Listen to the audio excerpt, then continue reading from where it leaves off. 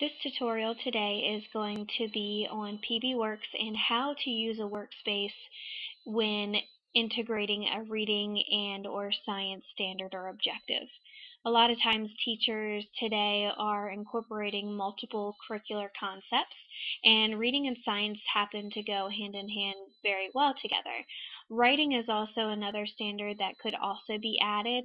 The main focus is to make sure that your workspace is supporting student communication and collaboration to help them be able to master the standard that you are using, whether it's reading, science, both, or maybe even a little writing as well. In this workspace, the science standard that is being used is asking students to communicate solutions on how to reduce the negative impact of humans on our environment.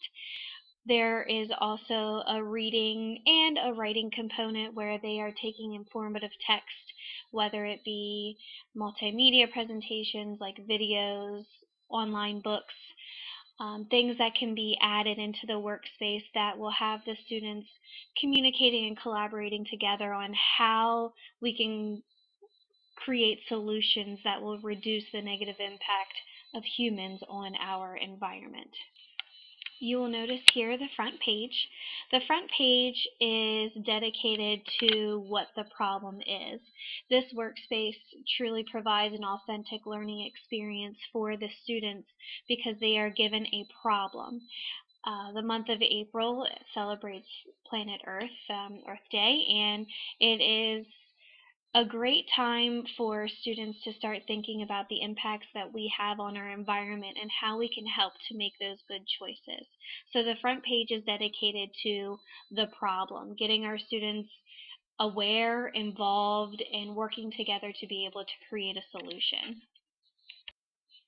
In earlier videos, I showed you the navigation toolbar, and here you will see how I've changed the pages to align with the reading and science standards that I am covering in this particular workspace. In the science standard, it asks that students are able to communicate solutions for our environment, which includes air, land, and water. So if we click on air, this would be the space where students are coming in and creating pictures, videos, writing pieces, responses on how we can reduce the pollutants in the air. The main goal here is that students are using the workspace together to create solutions and add them in the editing section of the workspace. Of course, they will have to be added and with the request and being invited, so forth and so on.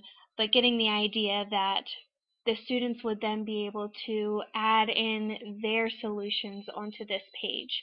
They will also then at the end be able to comment on sections, for example, saying, I love the idea of Billy and what he said about a solution for reducing the pollutants in the air. So this is basically an idea of having them take what they understand about the impacts and how we can reduce those solutions and putting it in an area where everyone can see it, everyone can communicate and collaborate and talk to each other, having that meaningful dialogue based on the science standard of reducing the pollutants in the air.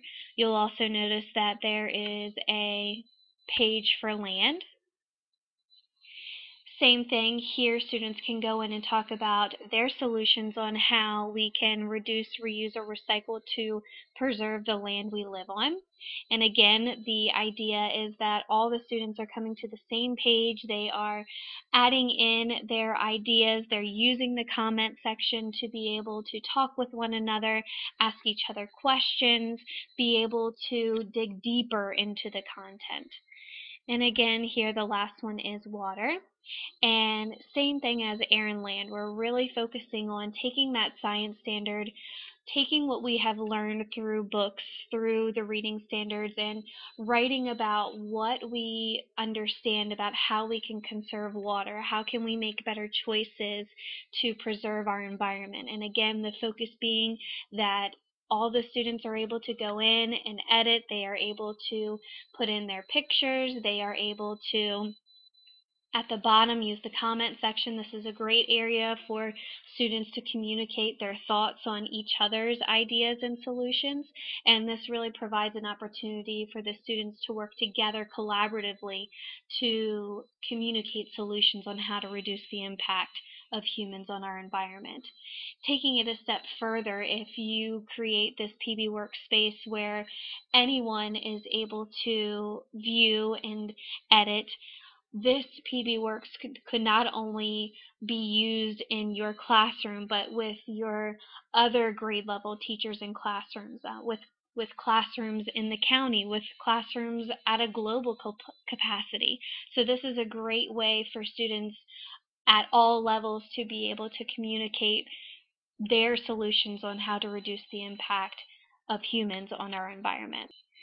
With this gearing towards intermediate grade levels, I would suggest allowing your students to go right in and edit on these pages.